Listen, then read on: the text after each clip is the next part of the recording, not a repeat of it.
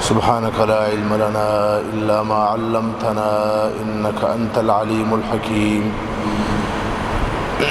الحمد لله نحمده ونستعينه ونستغفره ونؤمن به ونتوكل عليه ونعوذ بالله من شرور أنفسنا ومن سيئات أعمالنا.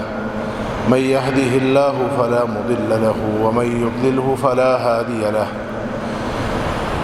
وأشهد أن لا إله إلا الله وحده لا شريك له، وأشهد أن سيدنا ومولانا محمدا عبده ورسوله. أما بعد، فأعوذ بالله من الشيطان الرجيم. بسم الله الرحمن الرحيم. يا أيها الرسل كلوا من الطيبات واعملوا صالحا. وقال جل وعلا: يا أيها الذين آمنوا كلوا من طيبات ما رزقناكم واشكروا لله إن كنتم إياه تعبدون. صدق الله مولانا الكريم. درود شريف ويس. اللهم صل على محمد وعلى آل محمد كما صليت على اللهم بارك على محمد وعلى آل محمد كما باركت على الله جل شانه در قرآن کریم یک آیات روان کرده. در اونمو آیت الله جل شانه به تمام انبیاء علیهم الصلاة والتسلیم یک حکم کرد، چونکه انبیاء علیهم الصلاة والتسلیم برای تمام انسانیت امامان و مقتدایان است. به اونها یک مستقل حکم روان کرد: یا ایها الرسل کلوا من الطیبات واعملوا صالحا. اول حکم اینمی روان کرد که غذا باید پاک باشه، و پس از اینکه حکمی پاک کردن غذا کرد، دوام حکم اینمی کرد که عمل صالح کنی. واعملوا صالحا. در دیگر جا آیت کریمه دوهم آمد، به تمام اتباع انبیاء، به تمام مؤمنین یک حکم آمد: یا ایها الذین آمنوا کلوا من طیبات ما رزقناکم. اینجا به اتباع انبیاء، به مؤمنین هم حکم اول حکمی پاک کردن غذا شد: کلوا من طیبات ما رزقناکم. پاک و پاکیزه را بخوری. واشکروا لله.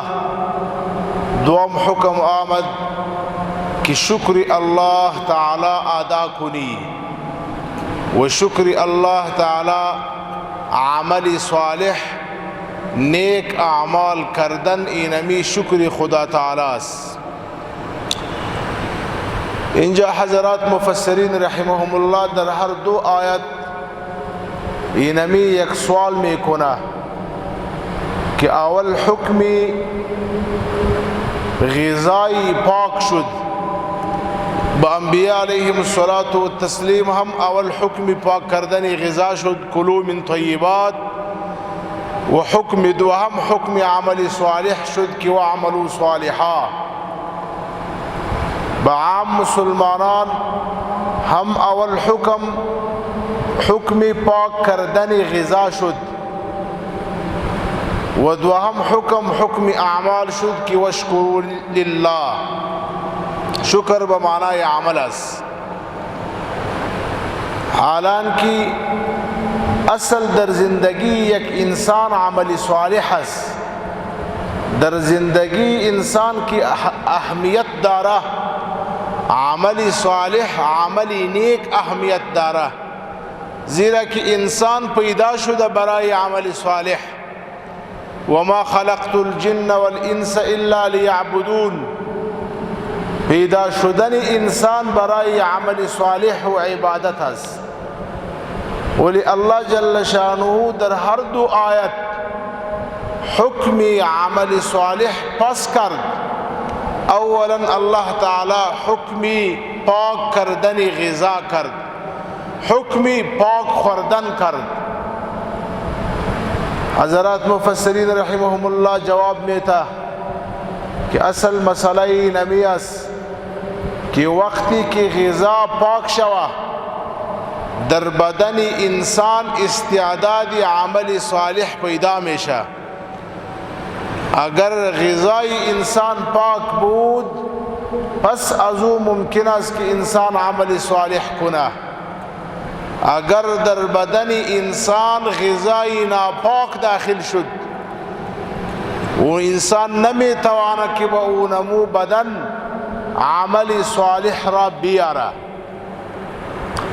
لہذا عمل صالح اینمی مرتب است بر غذای پاک و غذای پاک خوردن اینمی سبب است برای عمل صالح. اگر یک مسلمان میخواهد که ما اینمی بدن خود را، اینمی اعضای خود را در طاعت الله تعالی استعمال کنیم، پس برای اونمو مسلمان ضروری است که غذای حلال و غذای طیب و غذای پاک را بخوره. اینمی غذای پاک در بدن انسان استعداد عمل صالح پیدا میکنه. و اگر یک انسان غذای خود را پاک نمیکنه، حلال و طیب و پاک نمیخوره، ولی شوق و اشتها داره که ما اعمال صالحه را بکنیم، اینمی یک خیال محال و جنون است، اینمی یک دیوانگی است.